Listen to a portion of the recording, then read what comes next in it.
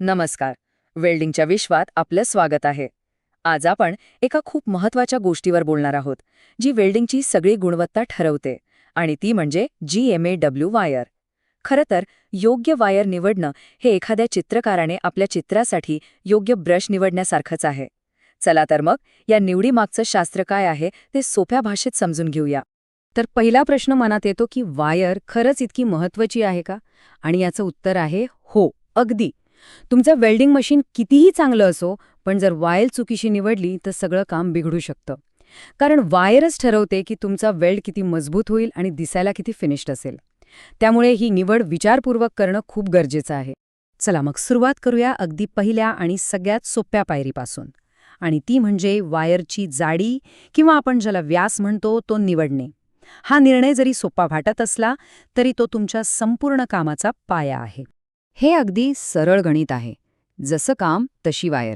समजा गाडीच्या पातळ पत्र्यांवर काम करायचं असेल तर साहजिकच आपण 0.6 मिमीसारखे पातळ वायर वापरणार. पण जर मोठं, मजबूत, स्ट्रक्चरल काम असेल तर आपल्याला 1.2 मिमीसारखी जाड वायर लागेल. आणि हो, ही जी 0.9 मिमीची वायर आहे ना, ती तर इंडस्ट्रीमधली एक प्रकारची ऑलराऊंडर आहे. बऱ्याच कामांसाठी वापरली जाते. आता येऊया सगळ्यात इंटरेस्टिंग भागाकडे. वायरच्या बॉक्सवर लिहिलेला तो कोड म्हणजे ER70S6. हे पहिल्यांदा पाहिल्यावर एखाद्या गुप्त भाषेसारखं वाटू शकतं नाही का? पण विश्वास ठेवा, एकदा का हा कोड आपल्याला समजला की योग्य वायर निवडणं अगदी सोपं होऊन जाईल. चला, मिळून हे कोडचं रहस्य उलगडूया. तर हे कोड कोण ठरवतं? ती संस्था आहे AWS, म्हणजे अमेरिकन वेल्डिंग सोसायटी. या संस्थेचं काम आहे जगभरातल्या वेल्डिंग साहित्यासाठी एक स्टँडर्ड ठरवणं. सोप्या भाषेत सांगायचं तर AWSचा शिक्का म्हणजे क्वालिटीची गॅरंटी. आपल्याला खात्री असते की आपण जी वायर वापरतोय ती उत्तम दर्जाची आहे.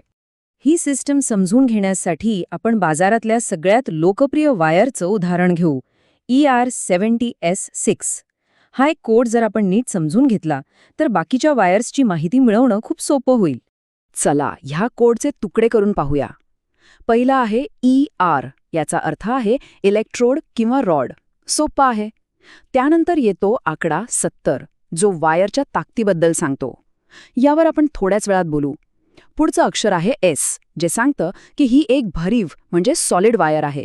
आणि शेवटचा आकडा 6 हा तिच्या केमिकल कॉम्पोजिशनबद्दल म्हणजे तिच्यातल्या रासायनिक घटकांबद्दल माहिती देतो. पाहिलं किती सोपं आहे? आता परत येऊया त्या 70 या आकड्याकडे.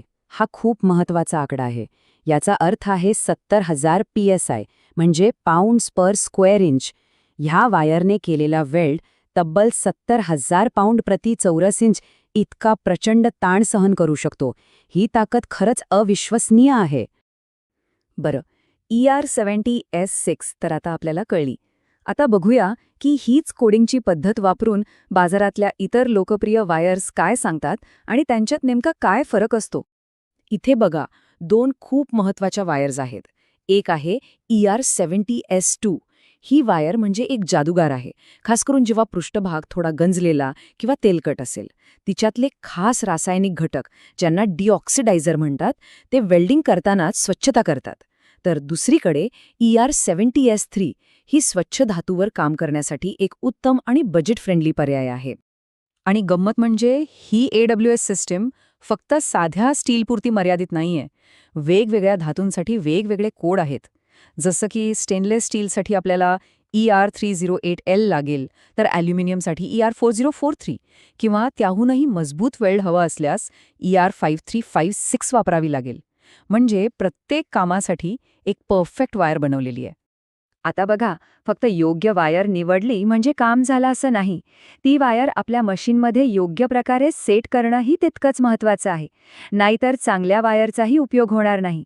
चला, त्याबद्दलच्या काही टिप्स पाहूया. वेल्डिंग सुरू करण्यापूर्वी या 3 गोष्टी नेहमी तपासा. पहिली, तुमच्या मशीनचे ड्राईव्ह रोल्स आणि कॉन्टॅक्ट टेप तुमच्या वायरच्या जाडीनुसार आहेत का? दुसरी, जर सॉलिड वायर वापरत असाल तर योग्य शिल्डिंग गॅस जसं की आर्गॉन आणि CO2चं मिश्रण वापरलं जाते ना? या छोट्या छोट्या गोष्टी वाटल्या तरी कामाच्या फिनिशिंगमध्ये खूप मोठा फरक पडतात. तर आज आपण वायरचा व्यास कसा निवडायचा AWS कोडचं रहस्य काय आहे आणि मशीनची सेटिंग्ज कशी करायची या सगळ्या गोष्टी पाहिल्या. मला खात्री आहे की या माहितीमुळे पुढच्या प्रोजेक्टसाठी योग्य वायर निवडताना आत्मविश्वास नक्कीच वाढलेला असेल. मग हॅपी वेल्डिंग.